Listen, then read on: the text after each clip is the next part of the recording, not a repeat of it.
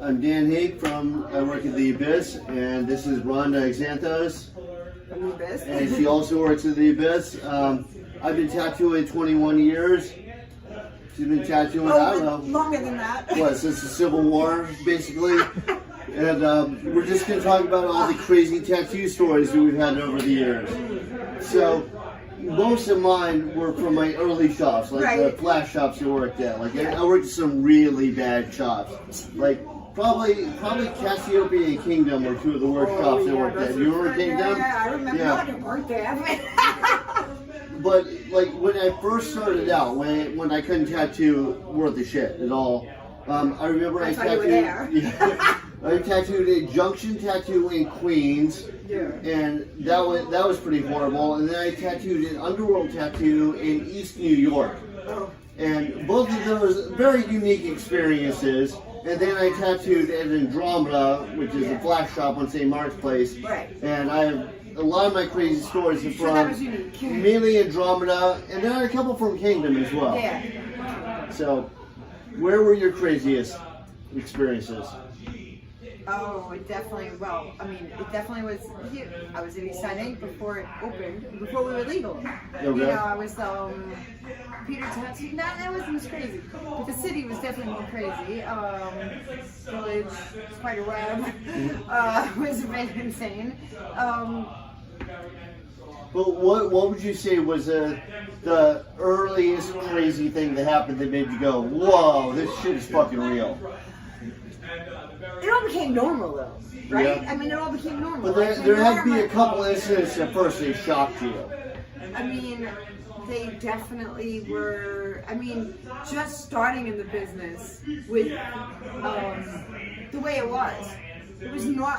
I mean, women weren't really in the business too often, so I got harassed a lot. You know, like I got slapping your ass. And the boss would slap me in the ass, tell me to wear heels and little skirts, and, you know, or I'd have the other end where it was like, you are doing this, like a girl's gonna do that, or I unfortunately missed slapping the ass and the wearing heels bit, but I have some crazy stories. So I'll start with some of my crazy stories. I was also told once I can't tattoo in a shop because girls get their periods and cry. Henk said that. Sorry, Henk, but yeah. What, you're saying that was true? Is that? Oh well, I walked out of that. What do you mean? Well, I remember when I was tattooing an Underground Tattoo in East New York, which is where Mike Tyson's from. We closed it dark because we were afraid of getting robbed. We had one guy scoping us out to rob us, and the cop showed up, and he freaked out and he left. I mean, it was definitely.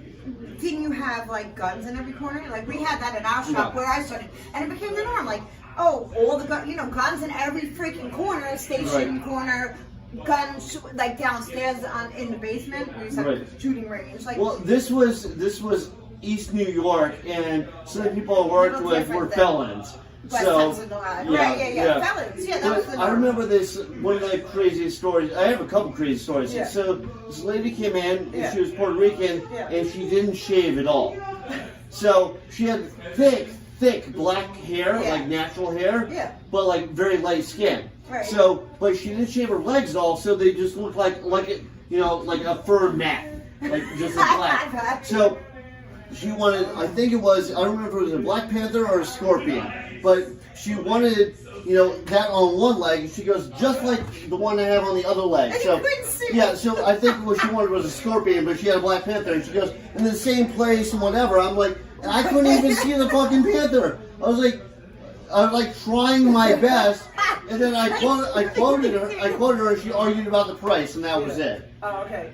Oh, I had a guy once that he came in, and it was funny because it was at East Side Inc. And Andrea, she said she pawned him off on me, of course. Andrea Elson. Andrea Elson. She was like, she actually had an article in one of the magazines that said, when she was working from home and when she began, like this guy came to her, and he just loved to be standing there, and he'd be like, I have this tattoo here, and he'd drop his pants right in your face, like it'd be like everything, and he did all his own tattoos, and like, it got darker and darker and darker and darker as it got down. And these like tribal women that were all like all stippled in. He did it himself. But horrible? Was it horrible art? It was horrible. Yeah, I mean, Yeah. it was just, well, it was stippled, black work, and he wanted you to fix it. Well, was the anatomy even any good? Or Oh, no, it was just like a, horrible? yeah, no, it was really funny. It was like, and he'd be like, could you fix this? And he just really liked to drop his pants. I mean, he'd get work done, Right. but then she gave him to me, and I used to be mean to him, but I think he liked it even more. It was bad. And he ended up going to a friend of mine. She was working in Brooklyn, and I was like, he went to her and he made her cry. And he was like, what are you doing? Like, he made her feel insecure and cry. I'm like, you have to be mean to him. And he loves it. And I just kept telling him, because I didn't want to tattoo him. And he kept making, I think he was a serial killer, honestly. I saw his car was stripped. No seats, no carpet, no nothing. It was like a station wagon, bare metal. I was like, this motherfucker is a serial killer. and he got to the point where he'd come in and try to show me something like new. He'd be like, could you do that? And I'd be like, dude, stop fucking dropping your pants. I've seen enough. Like, I've seen it. Pull your pants the fuck up. Right. And I'd yell at him, and he fucking loved it. And I just kept telling him I was more and more money, so he would stop coming. And Did it work? yeah, it did, finally. We had a guy when I was in a drama, and he came in, and it was a guy from the Bronx. It was like a younger Puerto Rican guy with like a do-rag and everything, and then an older Puerto Rican guy. And he was doing this dragon on his back. I didn't know he was doing it. He just, he came in with, it looked like his dad or whatever, and he was showing it to me and asking me what I charged for something like that. Yeah. And I was like, oh, well, the lines are horrible, it's badly drawn. And the guy literally turns to the old guy and goes, oh, this tattoo artist speak. And then he keeps going on and on, and like, what would you charge? What would you charge? And I was like, well, I do it way different. And finally, I was like, probably like $5,000, $3,000 to $5,000, I don't know. So he turns to the guy and goes, see, I told you to get me a deal. And then they left. That was it. Oh my god. It's, that's funny. Dude. Would people bargain over tattoos when they come all the time? Yeah. I mean, that was, I used to see, bad with the artists too. I mean, people walking in and they're like, keep going from one piece. And I saw a girl, beautiful, like model chick. Right. Black woman, beautiful. She comes in and she wants her neck done. Mm-hmm. And so she's coming and she's looking, she's like, oh, well, how much is that? And you know what she's like going, oh, I'm like, oh, that one's $300. Oh, well, how much is that one? She's going smaller. And it's like, oh, that one's like, too big. So she's going down and down and down. And I'm like, you just do an outline of the front one you want. You beautiful girl. She just ended up doing some little shit. And it's so sad because, like, you could try to convince people, but... No, I know. Yeah. Well, there was a girl. It was a girl and a guy that came in, and the guy's name, I'm not making this up. His name was Munchie. And I remember a Munchie. Wait, go ahead. This was in. I was in White Plains. I shop in White Plains. I was in White Plains. Oh yeah. So he came in. His name was Munchie. The deal he had was he would pay for the girl's tattoo as long as she got his name on her. So, That's not she had to get deal. Munchie on her. So she picked out like a lower back tribal piece, right? Right. And with the name Munchie like right next to it. Oh, no. And I quoted him $300, which is pretty fucking cheap for a lower back piece. Yeah. He flipped out. Oh, I'm not paying $300. She's like, I'm not getting your name. So they're going back and forth. And you have to deal. You're like, oh my god. So finally, what it was agreed to was I would do the outline of the tribal, and I would put the name Munchie, and I'd do it for $100. I said, okay, I'll do it. And so the girl leans over to me and she goes, can you make it in red so I can cover it up? So I did that. Yeah. Then like 2 weeks later, another girl came in. She goes, I want to get a name tattooed on me. And I go, what do you want? She goes, Munchie. And I was like, I think I've done that name before. And she's so dumb. She goes, hopefully not a girl. Hee hee. So I did it. Then Munchie came in. And Munchie was like, yo, you almost blew up my spot. I was like, you didn't say shit to me. He's like, all right, I'm sending a third girl in. Don't tell her anything. That's great. I used to do a slave and bondage girl, like every year she'd get a new tattoo done in sternum, and there's a whole ceremonial thing, like it would be like we'd have to shut the lights and put certain music on, and he didn't know what he was getting. Like she would tell me what I'm doing, and it was like I've had such crazy things like that. Even when I started, when I was doing temporary tattoos for Temp2, I started at fetish parties. Like, I'm like, you know, in college, like, what do I know about this shit? I'm like walking around these freaks and fucking and shit around. I mean, like, but it became like, so you're almost like, it doesn't even phase you, this shit. Right. Like, then I went to a biker shop, and it used to be a whole different world. I think a lot of what younger tattooers don't understand is it was a way different environment. Scrubbing the shot. Oh my God, you get beat the fuck up if you left. Like, that was like your fear. You don't quit or leave. Alcohol all the time. They bring in a coffee, but it really be full of bourbon. And they'd be like getting drunk while you tattoo them. Oh, I have a good story. So this guy came in. I was working at Cliff's Tattoo. Right. This guy came in all jacked up. He was like probably about like 250 pounds, pure fucking muscle. Yeah. So and he comes in, and he comes in and he wants a bulldog tattooed on it, or not a pit bull tattooed on it. And so I was like, okay. And he had a little bit darker skin, so I was like trying to, you know, estimate how much time it would take, and I gave him a quote. He was like, yeah, I'll get it. I was like, okay, so I drew it up. He wanted it on his chest. Yeah. So while I'm drawing it up, he goes down the street, gets a bottle of vodka, polishes off almost the entire bottle of vodka, and then comes back. Yeah. So as he comes in, he's with this broke ass chick, by the way. You know, so he comes in, cracks out of his mind, but it hasn't really kicked in yet. Like, you can just see a little bit of it started. So I'm debating whether to tell him, no, I can't fucking do it. And it'll be a huge argument with him. Oh, yeah. And Cheryl was running the place. And so Cheryl comes to me and Cheryl goes, damn, just do it as quick as you can. Before it so I started tattooing him, right? And I'm tattooing him, and he starts going, whoa, whoa, whoa, whoa. Oh, that sounds like I'm wanting vodka. and I was like, and I stopped and I looked at him like, what? He goes, you got to get into it. Once you get a tattoo, you got to get into it. It's like, all right, so I'm still working on the tattoo, and Cheryl's walking by, and he's going, hey, look at that ass. She's like trying to avoid him and stuff, And so then he goes, you know what happens if you fuck up this tattoo? I go, no, what? He goes, I fuck you up. So I take the machine, put it down, and go, all right, tattoo's done. So like, oh, no, I'm just kidding, kidding. So then I keep tattooing him, and he keeps saying stuff to Cheryl. So Cheryl calls the cops. But she tattoos a lot of them. Yeah. So, you know, a cop came in, you know, just to talk to Cheryl, like pretend like he's talking to Cheryl. And the guy's like, what are you doing here? He's like, you know, I'm just talking to my friend Cheryl. He's like, get out of here. So the cop has a retractable baton. He goes, whoosh, sit down.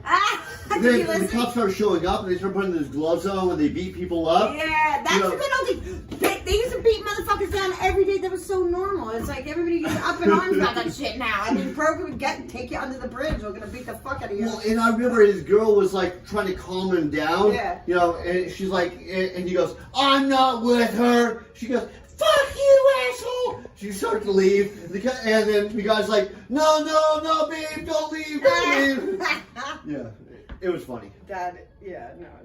That's great. They go, they're all fine and normal, and go on a bathroom break. And like, let me use the bathroom, and they come back like tracked out their heads. Like, what did they just do? Or you're smelling some weird shit coming out of the bathroom, and you're like, what are they smoking in there? Well, one guy, he'd be like rubbing coke on his tattoo in the bathroom. And he'd come out, I'm tattooing him, and he like wouldn't feel a thing, but it all falls out. Does it? Like it numbs up the skin, so everywhere he put coke on. Get out! I haven't seen that one. That's a new one to me. I've seen a lot. He was like, well, it fucking hurts. Oh my God, I've had in England once, some guy, they thought it was funny because he kept getting his nipples done darker. Yeah. And so it was still brown, nipple color. And so they're like, oh, you're going to take care of him. He needs a touch. He wants to, you know, he needs his nipples dark. I'm like, his nipples dark? I'm like, what do you mean? Duh, totally naive. And so he sits down. I'm like, well, if you really want him that dark, just go black. He's like, no, I don't know if I want to go black. I'm like, nah, put some black in it, you know. And so I put black in the brown. I put a lot of black. And I do it. Little do I realize, like, as I'm in the middle of the tattoo, I'm realizing, like, his sweatshirt is tied on backwards. Like, he's, like, with the long part forward, and he's getting all, like, and the guys are laughing at me that I'm working with. They knew damn well what this motherfucker was saying. I was like, you fucking asshole. At the end, I was like... Did he get a hard on to get off while he was getting his nipple tattooed? It was like, as I'm doing it, he's like, oh, you know, I'm like, oh my like, God. breathing real heavy and everything.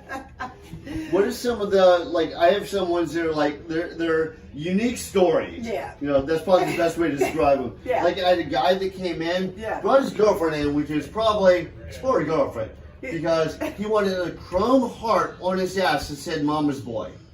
Oh my God. Like, I don't care if you're gay. Whatever makes you happy, but the thing is, his poor girlfriend, she had no idea. You know, so I'm tattooing that. I remember another lady got When Pigs Fly Bitch and a pig with wings on her ass. What was that? Because I remember doing those. Like, was that a thing? Another girl got, like, the red outprint of a hand on her ass. Oh, I've seen like that. somebody slapped her real hard. That's kind of cute. I had another lady that she got cat's eyes and the word lucky you above it. Have you done dicks? I've done that. No, I haven't tattooed penises. Well, this is... The guy wanted... the guy... he wanted his whole shaft black. Right.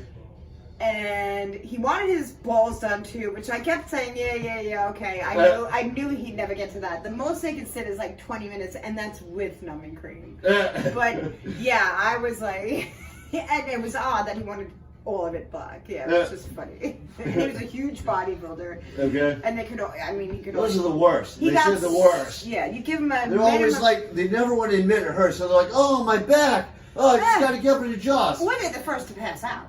Oh, yeah? Right? I've never had that. I've had one person pass out in my life. No way. You know, knock on wood, yeah. Really? Yeah. Wow. I think people get like a little sweaty, lightheaded. I'm like, hold on, I'll give you water. But that's what I mean. Those are the ones who did the big guys that are like, well, because they also macho, they don't want to say, hey. And they probably have like super sensitive skin to do 20 million steroids. I think it's something to do with steroids, the thin skin or something, because you can tell it's kind of weird when you touch. Sometimes they would get like these pimples, but they'd be like volcanoes under the skin. They'd be like these giant fucking mounds that are red. Yeah. Yep, totally. It's but and in the. Were you there back in the day when it was illegal, when they used to call to come in? And that was well, fortunately I started tattooing right after it became legal in New York. Okay. So I didn't deal with that. Yeah. Would you say that you had crazier experiences in Europe or here? Europe was a bunch of freaks, but especially England. But well, it's a little bit of a, like, it seems like a different community gets tattooed. Yeah. It's more of like, in Europe, it's more of like just tattoo collectors, where here it's like a little more broad. Right. Yeah, it depends where. It really was different everywhere. Like, it was, you know, I mean, even in New York City, from one place more professional, and then you're in Spiderweb's place, which is eccentric art. Like, he's been in the MoMA, you know, like with his machines, and so that was an experience. It was really an experience. Like, just, he would, you know, put a nails of a heart on Valentine's Day, but it would be like a bed of nails type of thing. I remember that, you know, like kind of things like that, and he would do it if you wanted to. I mean, it was a showman. I mean, and he was definitely like, that place was an experience. I remember one day a guy came in and he wanted a cheap tattoo. Like, he wanted a name on his neck. Right. But he didn't even want to pay $100. And he's more than that, you know, and he's like, he wanted to pay $40. He's like, all right, Jill, you do it. Jill never even set up a machine. Jill was technically apprentice, but he had all his little girls set apprentice. It's like, come sit on my lap every night, you know. He'd be like, yeah. And so he's like, Jill, you do it. I'm like, oh, what? You didn't even know how to set up a machine? She's like, I could do it, you know, because she's an artist. She's doing it, you know. Oh my God, the thing was like a catastrophe. I was just like, and he's laughing. He's like, the dick, you know. Just like, what? It was so hardcore old schoolers. It's like, who gives a fuck? You know, he wants to pay that, that's what he gets, you know? And he got I've seen that, like, it's a meme all the time. They're like, $10 tattoo. You know, trust in their art. Of course. It's like a cheap tattoo ain't good, a good tattoo ain't cheap. Well, I remember I worked at Tattoo Moose, and I worked with Monica. And Monica is my lady wife, by the way. So I remember this guy came in, Yeah. do-rag, looked like a total Hell's Angel. I don't know if he was, but he looked like my whole Hell's shop that I started out was Hell's Angel. So But he came in and he was talking to her like she was a piece of shit because he thought she was just a counter girl. that's what I used to get. Meanwhile, she was actually a tattoo artist and she was about to tattoo him. Yeah. So she's super professional. She's like, you want what? Okay. Or you want it like this? Okay. Mm-hmm. Goes back, sets up her station. She goes, all right, I'm ready for you now. He's like, okay. Yeah. So he comes and he sits down. She hangs the needle way out, turns the power source way out. She goes like this. She goes, he's like, oh! She's like, sit still, you pussy. She's like a 4'11" Columbia girl. It's hysterical. I got that a lot too. You know, like like the attitude, like girls can't tattoo, and like Right. you know that kind of shit. Did you take revenge on anybody? Did I what? Did you take revenge on anybody like that? No. Or at least you won't admit to it? I'm not saying nothing. But I think people have gotten better. I don't know if it's like the shows or whatever, but people have gotten a little more respectful of it. Yeah, but they're also the new kids are like ridiculous. I mean, you used to have to apprentice and scrub floors and work a year and do everything. Oh, I'm not talking about the tattoo artist. What about our last apprentice? I'm just talking about the clients. Oh, the clients, yeah. No, I think the clients are a little bit better educated. Oh, yeah. On at least they respect it a little bit more. It used to be so underground. People acted almost like you enjoyed doing it. Like they were doing you a favor by letting them tattoo you. Oh, right. Like some people would act like that. Artists. What? Artists? No. I mean, some clients would act like you're. Really? Yeah, they'd act almost like they're doing you a favor. Like I had one guy, I remember. I'll pay you some cash. It's like, oh, really? Thanks. Yeah, like they're gonna get a huge discount if they pay in cash or whatever. No, but I remember one guy sent me 10 different images from album covers. He's like, oh, can you make a picture of this? And I did. And I incorporated 3 of the album covers into it. And he was flipping out that I included all 10 album covers in the design. And he's like, I know people who went to art school and make way less money than you. And I was like, you know what? I don't want to tattoo you anymore. I'm done. I'm out. It's so good. Oh, no, man, it's okay. Yeah. I'm just saying, some people they feel really entitled. Yeah. I mean, I was spoiled to start with because I was in a good shop when I apprenticed. So I was there for years, and then I went to Europe. I started crappy I was with the shop. best, it was Peter Tattoo West Hampstead, I was with Marguerite and Cindy, and we were like the high, priced shop and all that. And so I did everything exactly the same all the time. Like we used these needles, we used this ink, we used this. So I thought I knew everything, of course, because we were the best. Right. And so when I went out and I left, which I wasn't supposed to, by the way, most people who left, I was owned. You don't leave. Right. Like your hands got broke. I've seen shops burn down, hands get broken. I've seen people get beat down because they left. A hammer to the hand. Yeah. Yeah, hammer to the hand was a normal thing. It wasn't abnormal. So I went to Europe. I was like, oh my god, I'm gonna not be able to work. Right. So I said I was going to school. I wasn't lying. So I was going to school in Europe, painting school in Italy, and so I left my stuff there. So when I went there, I was in Italy. After school, I went over to England and I got a bunch of new stuff in Mickey Sharp's. And I called my boss to be nice. And I said, I'm going to work here. I just want to let you know and get your permission and approval. It's okay, right? Because I was afraid I'm going to get killed and he goes, you know how it works, you little cunt bitch. He goes, yes. You send me money. Okay. I offered him $2,000 as an apprentice fee. Super old school. I offered him money. I said, I'll send you $2,000 right now. Yeah, people think they own you. And he's like, no, you know how it works. He wanted PC, he wanted percentage from what I was making in England. I was like, okay, you know what? I won't work. I'll see you when I get back. Click. Never saw him again in my life. No. I was later, and I just started working out there, and it was a whole new thing. I went from single needle at Peter Tattoo. Never used 3 was the max I used. And to Alex Spinning Shop, which was bold will hold. It was huge, bold, massive pieces, and that's what they believed. I was like, they'll laugh me out of here if they see this. So, not only was I trying to make my own needles, because you couldn't buy needles then. I had to make them, figure out how to, make them bolder, do it, use it, and I did it. But, Well, every shop I noticed, and I think we should probably end with this, because we can be here all night. All day. We have to do another episode.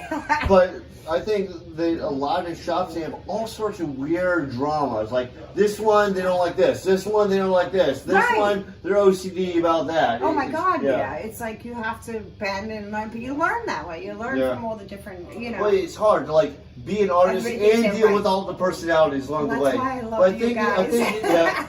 Thank you. I think it's getting a little bit better. But all right, peace out. See you guys later.